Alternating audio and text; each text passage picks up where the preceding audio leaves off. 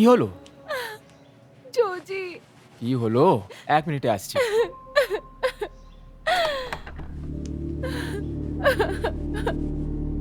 কি হয়েছেটা কি?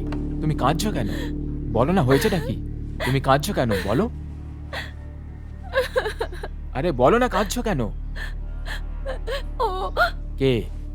ওই স্টেফেন, আমি তোমায় বলিনি, ওই স্টেফেন আমায় মেরেছে। তোমাকে মেরেছে? কে? ঘরে ফেরার সময় ও আমার পিছু নিয়েছিল, হুম। নিজের কারে বসার কথা বলেছিল।